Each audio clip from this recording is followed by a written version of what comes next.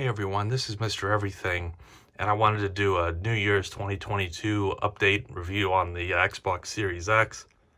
I'm not sure how available they are, if you can get one or not, but I was able to get one last year, didn't have it for the whole year, but I'm starting off this year with it, and I wanted to touch on my experience with it, what I think of it, and try and make it a little different than others, just kind of personalize this to how it's working out for me. Now, obviously, I think at this point, pretty much everyone knows what it looks like. Kind of an odd form factor.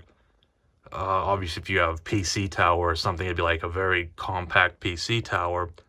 But in terms of on a entertainment console or entertainment stand, whatever you want to call it, it's a little bit more of an odd shape. So instead of showing it, which I already did a video kind of going over it and showing it off, but this is what I'm working with. So you can see on the stand here. Kind of wanted to put it maybe up top, but it would just hit the TV at that point. So I had to go on a lower shelf, and it's pretty big. It's not too bad in terms of like this length if you're counting it horizontally. And that's pretty bad though in terms of height. And then the depth isn't bad being squared like that, but it is a little tall, which can make it a little hard to get in here, but it does fit right here, which is nice. So you can see a bigger console like the PS3. This one's a little more compact, but again, not terrible. And just kind of what I'm working with here. And then I have the SteelSeries USB-C adapter for the, I think it's Arctis 7X wireless headphones.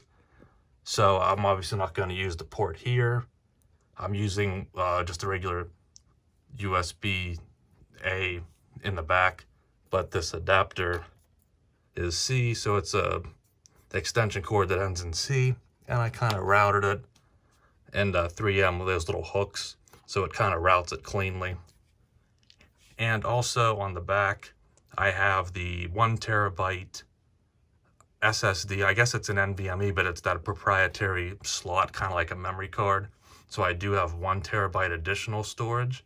And then I have a 4 terabyte Seagate regular hard drive that has all my Xbox 360, Xbox One games on it. So you can kind of see you do have a lot going on back here with the connections and then the how I keep their external, but there's really no point in showing that because it kind of gets dusty back there. Since I can't keep it on the top, it's a little harder to clean back in there. And if it, you get the point, that's just how I'm working with it. Just have it all set up back here and kind of where you touch it and don't have to mess with it again. But that does kind of result in it getting a little bit dusty. Now in this instance, I probably have a little bit of a different setup here. I'm carrying this controller over. This is the Elite controller. Came out, I don't know, 2016 maybe. Doesn't really matter. It came out during the Xbox One generation, and I used it. I got it in 2017. This is the original one, and it works just great. I did a video on it. I'm pairing it with a play and charge kit, so I don't have to change batteries. It's the same play and charge kit since I bought it in 2014. I'm not sure how it's holding up so well because I have used it quite a lot. And one advantage I like with the original Elite controller is they Scuff made this adapter that goes on the battery door. And if you use the paddles, there probably are people that can handle them just fine, but they stuck out a little too far. I think they're made out of titanium or something. I could not bend them to try and get them a little closer. And they would, since they would stick up a little more, you'd definitely bump them off or accidentally press a button. With these regular Scuff style paddles that still work, you can see how the points work. They can still make those connections. These work really great, and they don't work on the Series 2 Elite controller because it doesn't have a removable battery door because it has a built-in battery.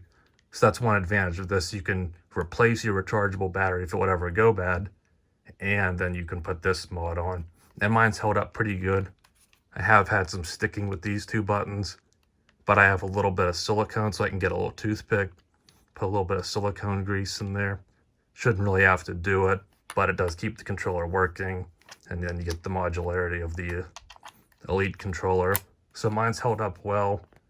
I've been using it for all these years, and I wasn't willing to give that up to get the new Xbox Series X controller, which is, I think, a good bit better than the original Xbox One controller.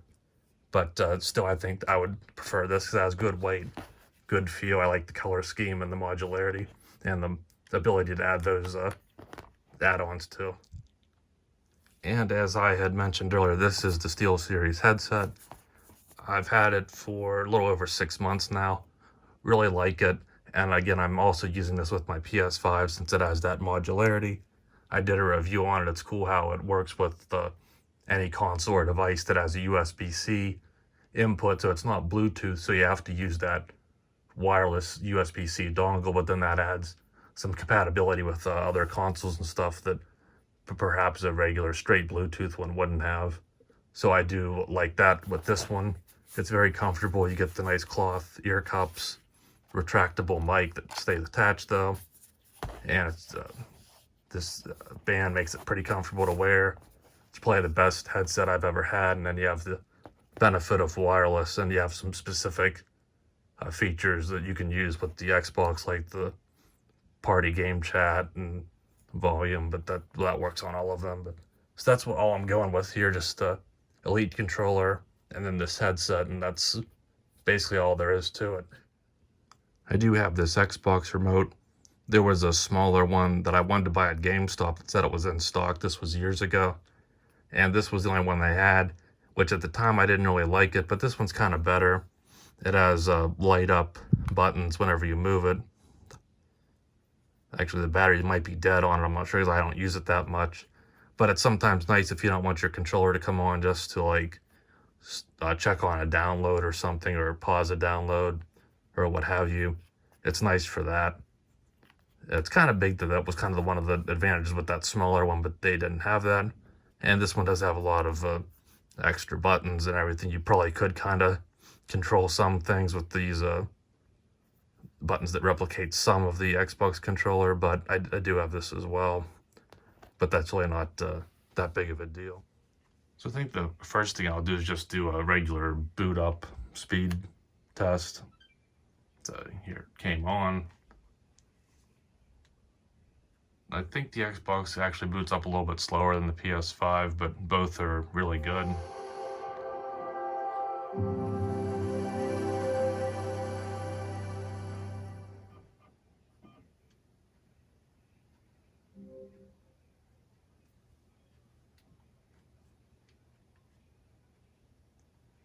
And then I think at this point the main bottleneck's just my internet, which isn't that fast, but if you don't know, which I think at this point pretty much everyone does know, that the interface, the homepage, is the exact same as the Xbox One was, that last iteration that they had, which I'm fine with. I like that it's the same. I kind of like some of the old Xbox One things, like I like the Snap, which I think was a bandwidth or memory or something that it would use too much that they wanted to utilize for games. You would think though with these new beefed up consoles, maybe they could still offer that, but then maybe it would again kind of bottleneck some of the higher demanding games. So for whatever reason they've elected not to do that. But this is a pretty good homepage too. And then you have everything here. With the pop-up menu. And I think it's safe to say one of my favorite things is the Game Pass. I have the Game Pass Ultimate subscription. One thing is I've been having trouble with, which right now at least is working, which is nice, is only my internal games were showing up. So the 4 terabyte external, though the device was still connected, and if you would like go into the settings and view the storage, it would still show that it was like whatever, like 70-80% filled, and it worked, but you couldn't view the games over here, which I didn't like. I believe I had that happen with the Xbox One, and I think the best thing to do was just to reset it. So you would unplug it. You could unplug the hard drive as well while it's unplugged the console, but usually just unplugging the console would reset it. With this, it didn't seem to work. It seemed to take just like staying on for a long time until it would finally populate this games page. I'm not sure, maybe that was just a bad update and that was fixed, because I haven't noticed it the last few times I've booted up. But what I do is I'll go to updates here, and I think this already checked because I was sitting on this page, but that's how I'll check to see if there's any updates. Though you can update while the console's off if you have it set to the, I think it's to the instant on. But yeah, for me, I do like the improved store, which again, if you have an Xbox, you already are familiar with all this. Everything works fast due to the SSD, so that's nice. Again, I think that my internet speed would just be the slowest thing to make it a little harder for things to pop in, but the actual speed of everything's nice and snappy, so there's really nothing needed to show there. To me, I think, again, the best benefit is just Game Pass. You get all the games you would want.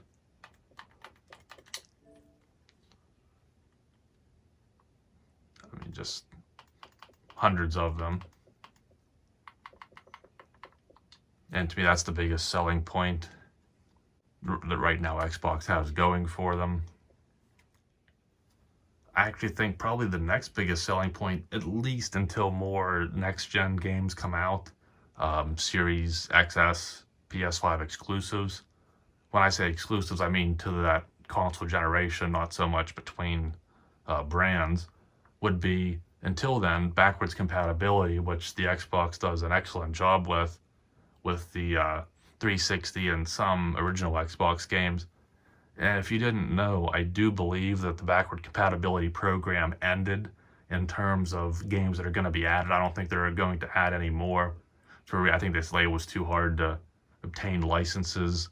So it seems like everyone that was willing to work with them or give them the okay did so. But I do believe the program is going to continue on. They're just going to polish as many of the games already existing in backward compatibility. A lot of them already have been.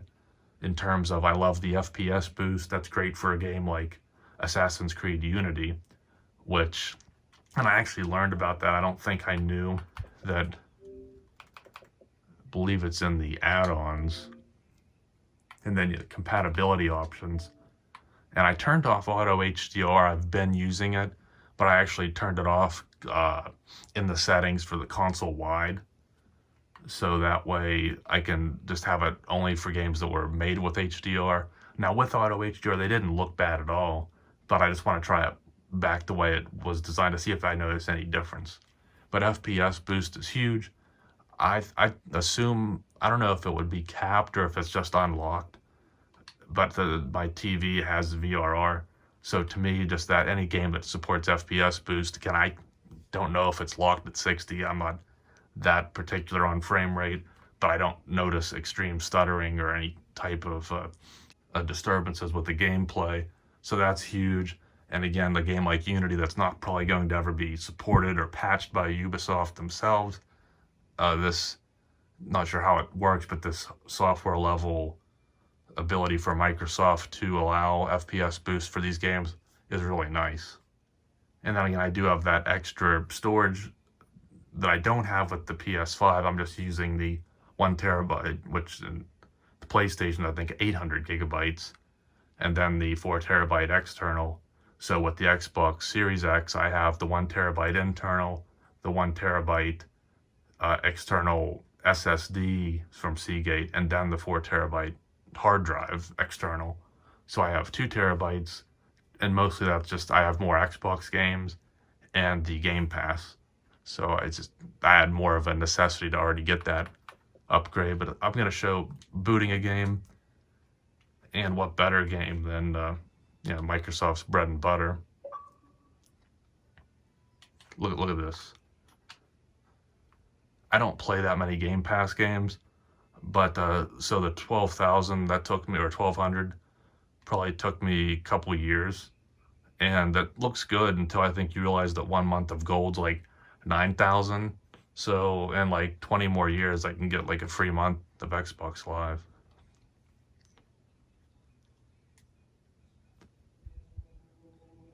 Now, since I had that interruption, I'll boot it up again. And in the old days, that'd be like, oh man, we gotta sit through it again. But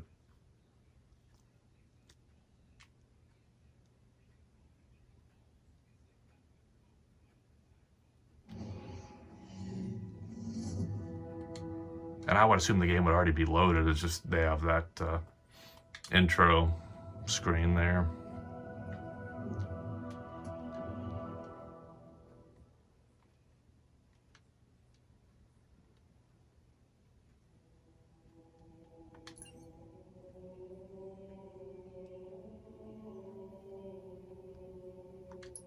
So I actually just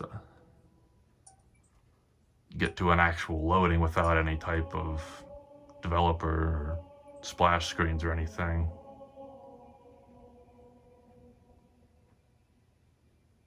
And that you can see really quick, it's already playing the music, letting you know, like, get excited.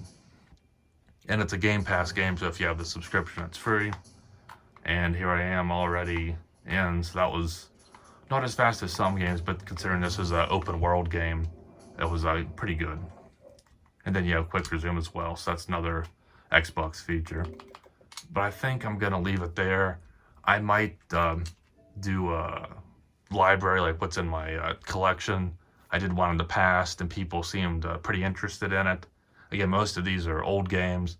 I have a few Series XS games, and then Microsoft's making a lot of the original ones upgraded to that. So I might do that, but that's kind of, we know the specs and the performance and everything. So I just want to kind of talk about my experience with it.